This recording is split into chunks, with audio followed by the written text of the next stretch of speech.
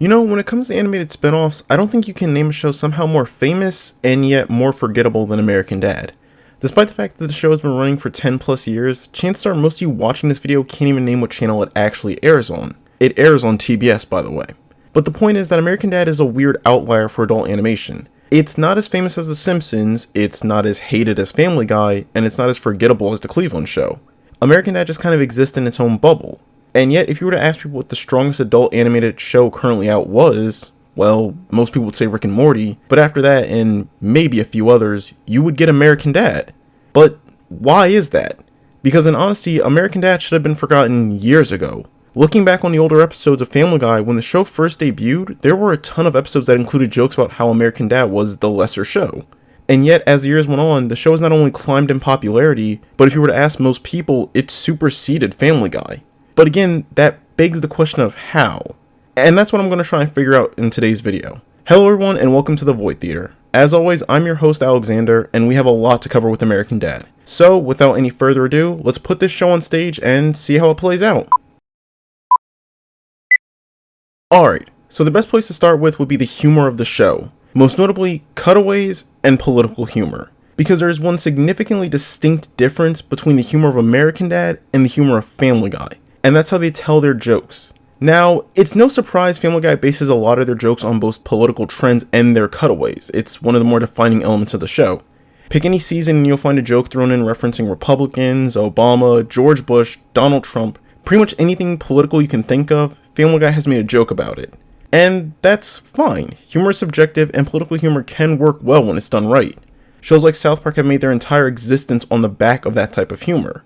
But the difference between South Park and Family Guy is that South Park dedicates themselves to keeping up with politics because that's what they base their show on. But Family Guy has always treated politics as a secondary source of comedy, and because of that, the show tends to lag behind when it comes to jokes based on that type of humor. And that's not me saying it, that's straight from the show itself. They admit it multiple times in the episode based on Donald Trump. And okay, you say, but what does that have to do with cutaways and American Dad? Well, the thing is, even though American Dad should by its nature include some part of politics considering what it's basing itself off of, the writers of the show have been rather adamant that politics stay out of the comedy.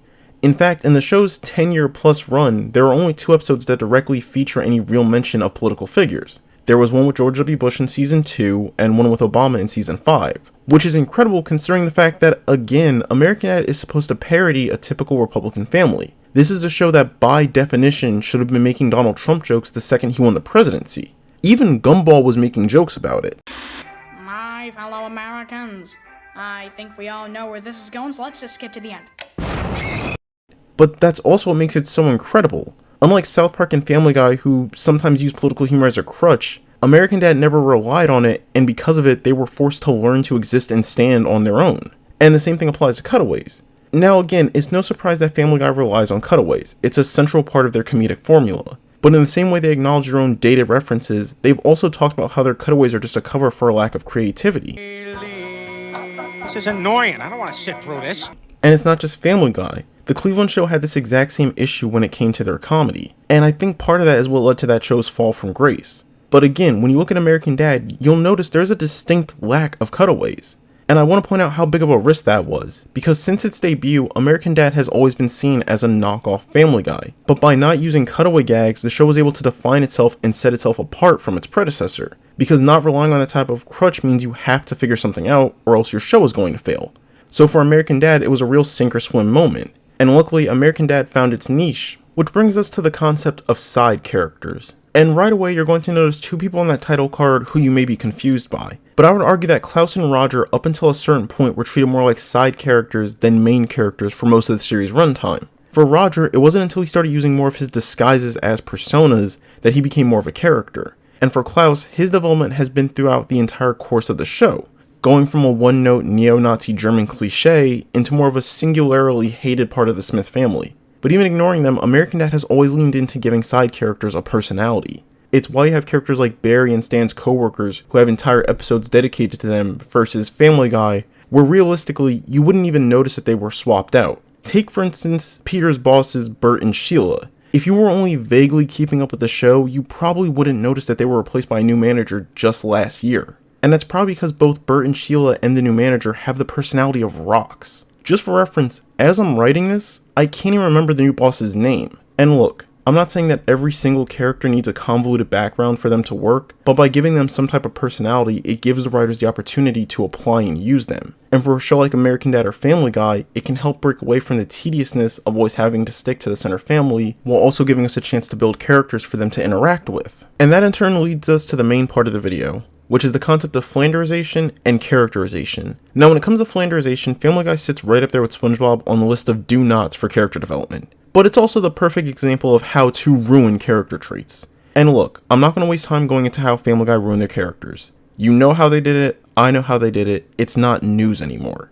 I'm also not going to go through every single character in the Smith family and talk about how they were given character development. I will say that if you want to see a video on that, then check out Lydia Loves Timeline's work. She does a wonderful job of going through the history of Haley as a character, and I'll leave a link to that video in the description. But what I do want to focus on is Jeff Fisher as a character, because as one, he's a perfect example of American Dad's characterization. See, when Jeff first appeared on the show, he was a fairly one-dimensional character. He was a typical stoner without much of a personality aside from his love of weed and his weird, almost obsessive love for Haley. By all means, he was meant to be a throwaway character, someone she would date for a while and then move on from. In fact, the show itself seemed dead set on making him just that, with them constantly being portrayed as an on-again, off-again couple up until they actually got married. And this is where Jeff really grew as a character, because before the marriage, the show writers had always played Jeff up as an idiot. But in that same season, we actually see a very different side of Jeff, and it's one who's pretty open about his hatred for Stan. I didn't do it for you.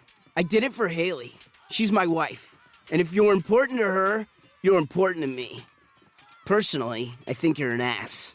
And that's what makes American Dad's characterization so great. This is a small revelation for Jeff, but when you think about how long he was around Stan, it becomes an amazing joke because you realize how long he was willing to put up with it just to be with Haley. And the thing is that Jeff still maintains that anger at Stan throughout the show's later seasons. He's still happy-go-lucky and wants Stan to like him, but there are definitely episodes where he still seems fully aware of the fact that on a certain level, Stan hates him. And Jeff even uses that to get the upper hand on him and mess with him. And it's that type of characterization that lets American Dad do certain things like make a whole variety of weird what-if episodes or commit to some major changes in what the characters do. Episodes like Rabbit Ears, The 200, and the James Bond parody episodes work because the characters are still themselves, but the writers use their characterization to pull up weird things that normally wouldn't happen. And with the way they develop the Smiths, you get to see things like Stan's dad turning into Krampus or Haley becoming a dedicated employee at SubHub, both of which happened over multiple seasons and were considered actual in-universe events, with Stan's dad being mentioned as the occasional Krampus and Haley having a decent number of episodes dedicated to her job.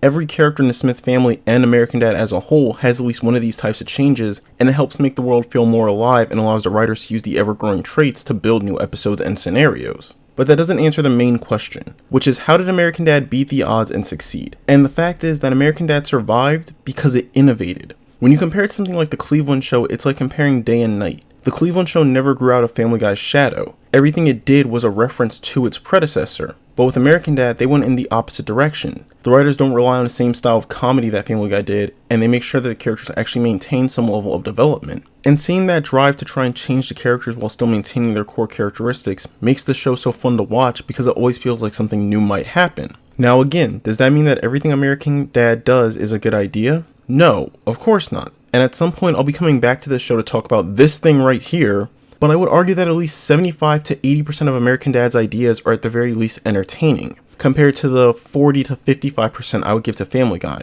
And just to make something clear, this isn't coming from a place of hate. I still routinely watch Family Guy.